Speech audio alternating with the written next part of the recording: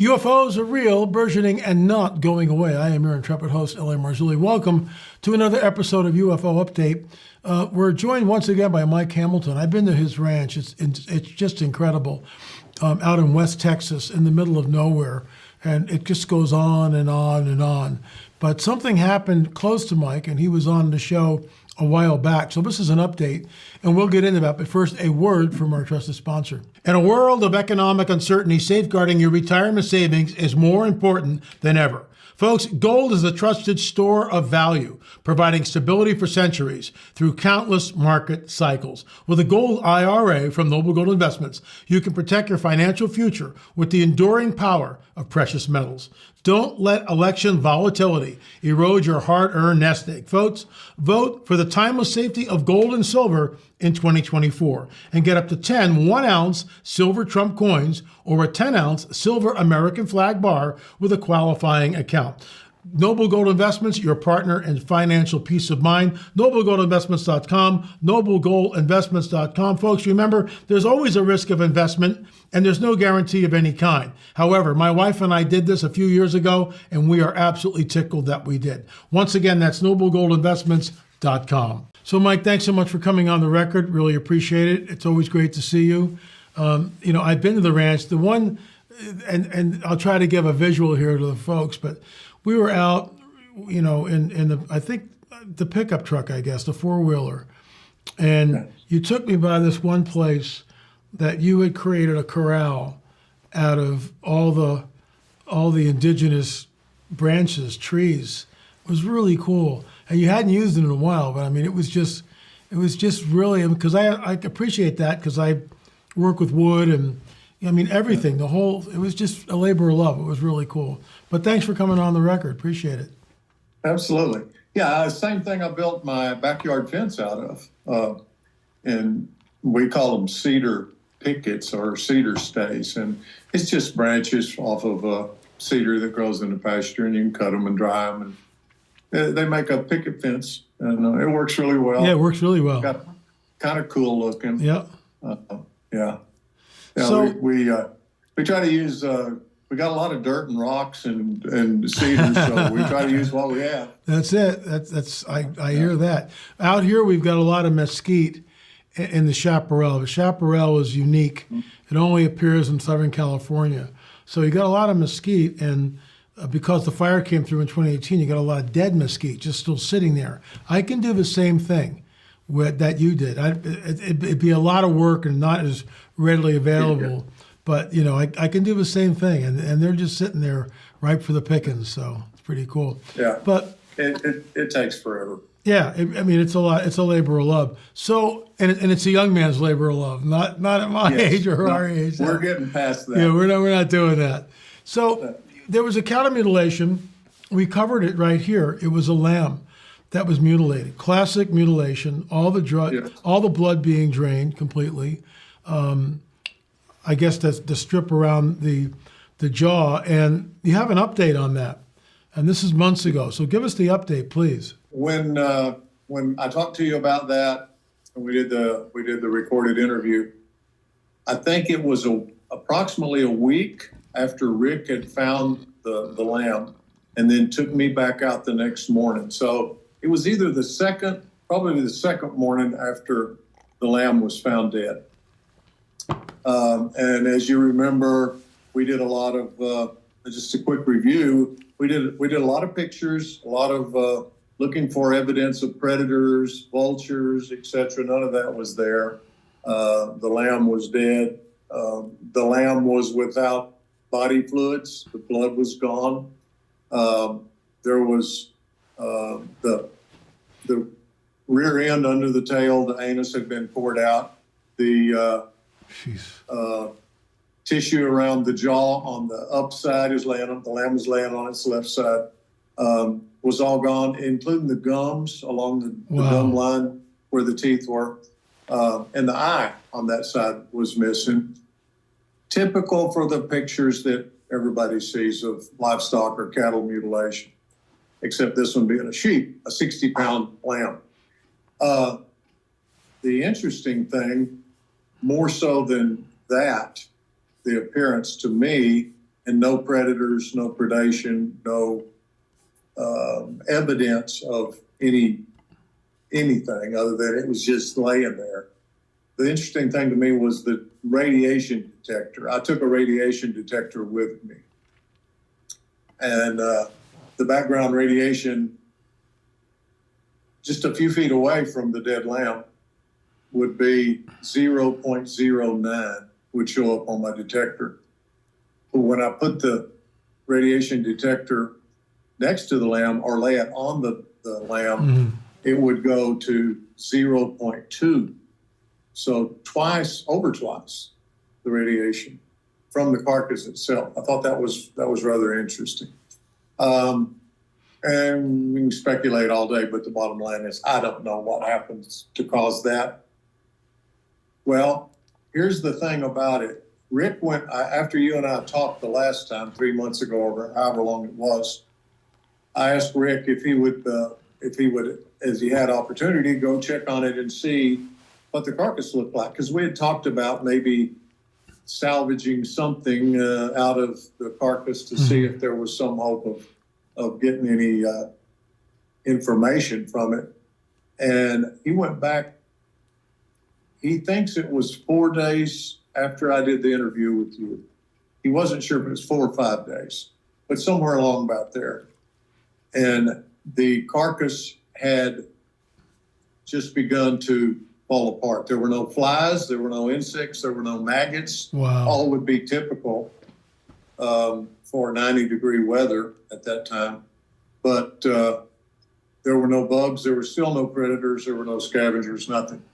But it was just falling apart. I may can get a picture to send you if you're interested. I'd like to see that. Yeah, definitely. But the carcass just disintegrated where it lay in a really short period of time. And after he saw that and took a picture of it, he reported back to me and told me. And then I told him, okay, maybe after everything deteriorates, because bones lay in the pasture out here, for a long time. Usually the rodents chew them for the mineral content or whatever, and rodents have to chew to keep their teeth from growing too long. And it was only a few days after that, he went back and he couldn't tell there had ever been anything there. The skull was gone. The pelvis, the larger bones are the ones that always lay for a while. The rib bones and stuff will get chewed up in a relatively short period of time. The leg bones, smaller bones. The pelvis was gone. The skull was gone. There were no bones and no evidence still of any predators, no tracks. Rick's pretty good at trapping and tracking and knowing animals. His grandfather taught him, same as I learned from old timers. There was no evidence of anything carrying the bones away. They weren't scattered. They were just gone. Everything disintegrated, and you can't tell that there was ever anything there. It went away. I don't know what happened. It's the strangest thing I've ever seen or heard of. Wow. Was there any residue of the bones where the spot was? 3 months is it's nothing. Bones would still be there. Sure, absolutely, all day long. Even a year later, there is nothing there. Everything is gone. And that's when he told me that, that's what reminded me. And I thought, I never have gotten, contacted LA to tell him about that aspect of it. It's the reason I got in contact with you recently. But it was a situation where there was no evidence there had ever been a dead lamb laying there. If we didn't have pictures, if we didn't, hadn't spent the time looking at it, I wouldn't have ever believed it, but he assured me and showed me pictures that there's currently nothing, no skull, no bones, no nothing, gone. Teeth, everything, gone. I mean, would a coyote? A coyote wouldn't do that. And it's okay, if a coyote comes in, he's going to make a mess, first of all, right? Yeah. And you're going to see prints all over the place. Oh, yeah. So there's no prints, nothing like that. No tracks of any animal, even wool, dead dead sheep, and I used to raise sheep. I stopped raising sheep for profit a long, long time ago because the synthetics kind of put the wool and mohair business aside for everybody. It costs more to shear a sheep than the wool's worth these days. So nobody, there's still a few people that raise them, but most of the people that used to raise sheep that had wool, what we have now are sheep that don't produce wool. They call them hair sheep, Dorpers, different types. And they raise them for the meat because people still eat lamb, particularly in the spring around Easter. But we don't have a lot of sheep in this part of the world anymore. It's mostly cattle now and meat goats to some extent. What happened with what always happens with the wool and the bones and all that, it lays there for a long time. No, I get that. And the one picture that Rick took of the animal as it was deteriorating, which would have it disintegrated starting about a week or shortly after that, week to 8 days after he first discovered it. And I think when he took the picture, it was about 10 days after he had found the dead lamb to begin with. And at that point, the wool was falling off of it and just disintegrating into the ground. Everything is gone. There's no wool, there's no hair, there's no bones, nothing. In the one picture that he got of the disintegration of the animal, you could see the rumen contents that had fallen out as the tissue, the body tissue was disintegrating. You could still see the rumen contents, what the lamb had eaten, that was still in the rest. Sheep, goats, deer, cattle, all of those are ruminants. They have a different kind of stomach. And the rumen contents, as it spilled out, was still laying there in the picture. But other than that, the bones were becoming disarticulated to an extent because the joints were coming apart. I'll try to get that picture. And that, even that is, I look, when I was a kid, I was in Boy Scouts, and a bunch of us signed up for the Northwestern School of Taxidermy. So, I'm familiar with carcasses and all this stuff. And, as a kid, 11, 12 years old, I had a trap line, and, it was out in the woods, out in Pennsylvania, and I loved it. It was, would I do it again? But not at 73 years old, that's for sure. No. But I'm not doing that. But I'm familiar the way, carcasses, they don't do that. They don't do what you described. They really don't. Never. I've never seen it or heard of it. Do you think, did Rick see any lights in the sky, any type of UFO activity after he discovered the lamb? No. He has never seen anything there. Okay. We discussed that a little bit in the last interview. He's out there every day. He's a field supervisor type situation with the oil company and people that work under him. Now, some of those guys have seen very strange stuff. Right. And we talked about that in the last video. Right. But Rick has never seen any of this. And a really close friend of mine who owns a ranch adjoining this place has never either, and he's out there all the time. But those people that have seen it, weird stuff, strange things like orbs, and even stranger stuff, and off the wall kind of experiences. They, as far as Rick knows, nobody's seen anything since the lamb and since we were out there investigating. Now, there was I think I told you, but I don't think it was on the record. There was the day after Rick and I were over there looking at the lamb, there was a vehicle that pulled up to the rancher's That's front right. gate. You told me this, right? Say it again. It's okay. Okay. There was a SUV, a white Cadillac Escalade with plates that had a red cover over them so you couldn't read the license plates.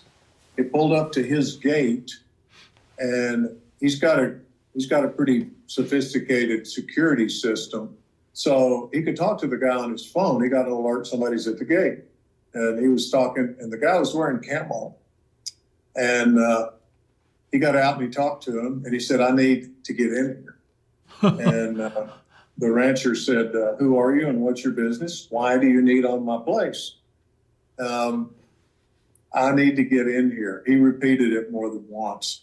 And he didn't want to state his name or his business. He just said he had to come in. And when the rancher, who I've known for 40 plus years, said, "No, you're not coming in without talking to me about why you need to be here." He got in his SUV, backed up and hit the gate, and it didn't give. It's well built. And then he backed up and drove off, and he's got all this on video, pictures, still pictures and video. And he contacted Rick and showed him the video and stuff. And Rick said, "Is it okay if I share that with Mike?" And he said, "Yeah, he probably needs to know." So I got those pictures and stuff from Rick, but yeah, all we got is a guy wearing camo with blanked out license plates, front and rear. You have to have both front and rear in Texas. And covered plates where you couldn't read them. And guy wearing camo fatigues and driving a pipe Escalade. We don't know anything more than that. What's the time frame between the guy at the gate and the Escalade and he leaves and Rick discovers that the lamb is gone? What's the time frame between that? 2.5 months, 3. Okay. It was right after I did the video with you the last time. I think that was 3 months ago or approximately. But yeah, that happened the day after Rick and I went out and took all the pictures and did the first investigative thing that, on the dead lamb. It happened the next day. I think it was. It's either that day or the next day. But it was really shortly after that. Let me just run something by you. There's a possibility, a guy wearing camo. I mean, I'm just going to throw you out a scenario. Who knows? It probably didn't happen, but it's conjecture. So he knows that there's a mutilation there. And for whatever reason, he's involved in it on some level, which that in itself is really strange. But let's say he's involved in it. So he's got a drone. He puts up the drone, and he sees where the guys are. He finds the lamb. Maybe he's led there by Rick or the farmhands or whatever from the drone, just because there's action around this thing. Maybe he discovers it, and he sneaks in, bags it, and just takes some brush and dusts off the area. Covers his tracks that way, the old Indian way, and he's gone. I mean, I can't imagine. Anything is possible. Anything is possible. That's pretty far-fetched. But I'd kind of speculated something similar, but there was enough time in between when that guy showed up, and I'm going to say it was a matter of a few more days before Rick had, I think it was either the 4th or the 5th day after we did the video, when Rick was back out there and the disintegration was in progress. Wow. Seriously. And it was still there then. And then he waited some time after that because I'd encouraged him, well, see if you can get some of the bones. Maybe we could test, test the bones or something. Yeah, right. And he went back a matter of time later. Nothing. Everything was gone. So it's entirely possible that somebody did come in from a different route and take it. I don't know. Yeah. Why would they want it? I'm going to try to send this over to Chuck Zukowski, who is one of the leading researchers, investigators when it comes to cattle mutilations. He appeared in our film, and Chuck has been doing this for quite some time. I'll send this over to him and see what he thinks about it, because I've never heard this either. Very, very strange. Maybe Chuck has some information that might be pertinent, and we could get back to you, get back to Rick, get back to the owner of the ranch. Mike, I'll give you the last word, but thanks so much for coming on the record. Absolutely. I'd be really interested to know what Chuck says, if he's got any thoughts on it. Other than that, all I can do is speculate. The only other thing I would add is that there hasn't been anything else that we were aware of since then. I did talk to someone just a half hour ago or a little more, lady that you and I met in Lubbock, Rhiannon Birch. And Rhiannon had just came back yesterday into Texas from New Mexico and had talked to a lady who had found a calf, exact same scenario, and mutilated calf, dead calf. And I asked her if there were pictures, and she said, well, I wasn't able to get any, but I will see her at church. They were at a church retreat out in New Mexico. And she said, I'll find out if there's any, but it's ongoing. Yeah, it is. It's been going on for decades. Mike, thanks so much for coming on the record. Really appreciate your time and your expertise. Absolutely. And keep us informed. Folks, if you want to do a deep dive, it's number 6 in our 10-part UFO series. It's on cattle mutilations. Once again, Chuck Zukowski just really helped us with that film, and his website is ufonut.com. You can go check that out, or just Google Chuck Zukowski. He has been doing this for a lot longer than we have, and anyway, check that out, folks. But thanks so much for watching. You can do a deep dive. Go to streaming.lamarzulli.net, streaming.lamarzulli.net. It's number 6 for $4.99. You can do a deep dive. I will say this, get prayed up. It is the darkest film, the most disturbing film I have ever worked on. It is looking at the calling card of darkness, which is the subtitle. Anyway, folks, thanks so much for watching. We'll be back with another UFO update. Remember, folks, UFOs are real, burgeoning, and not going away. What happens if a mile-wide craft shows up above Washington? Who's behind it? Well, at some level, the government, the military, and the intelligence community. It is a threat, and it's going to soon become a global threat, and it's going to require a global response. The UFO phenomenon has become the great off-putting. We're going to get disclosure accidentally. An interesting time to be alive. We live in a time where literally the government told us these UFOs are real, we don't know what they are. The question then is, who are they in contact with? Are they truly extraterrestrial? Has mankind been visited by inhuman entities? What are your closing thoughts in regard to disclosure? Floodgates are open, and all bets are off right now. They're definitely conditioning the masses for some kind of revealing of technology. We're being visited by extraterrestrials. If you look at the late night talk hosts, when they're talking to all the presidents, and they always bring up the question, are you going to tell us anything? If you look at their faces, they know something. Folks, the phenomenon is not going away. We go up, they show up. We go up, they come down. To warn of what we believe is the coming Great Deception.